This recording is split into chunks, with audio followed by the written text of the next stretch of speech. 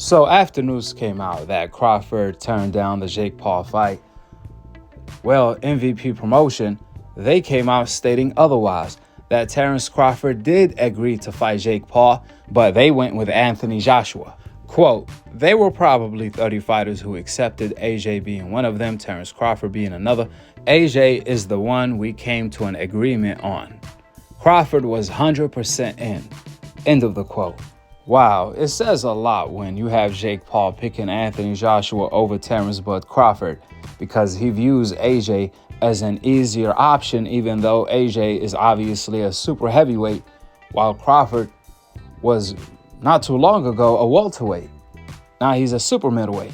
Crawford is planning to fight Janny back at 160. He's planning to move back down to become undisputed at 160 also, if they can arrange that.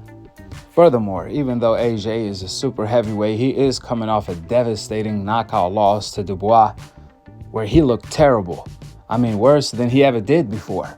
And that's why Jake Paul is fighting him.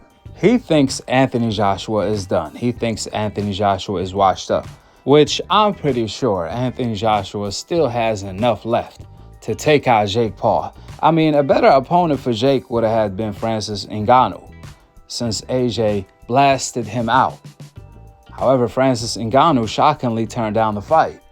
That being said, the biggest fight Jake could have had made was without a doubt Terence Bud Crawford, since Crawford beat Canelo in front of the whole world on Netflix. I mean, like 50 million people tuned in live and 40 billion people saw reactions.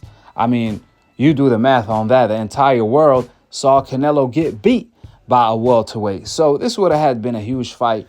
The timing made all the sense in the world. Gervonta pulled out. Crawford is available. A better opponent than Gervonta. Everyone would have had tuned in. On top of all of that, it ain't like Crawford has anything left to do like Gervonta. Crawford been knocked out all of his rivals, and now he's doing side quest, beating Canelo up. Jake would have had been next. However, Jake is not as dumb as he looks. He knew better not to step in the ring with Bud. He'd rather face AJ, an opponent who looks bigger than him. So if he loses, he can say, I fought a super heavyweight.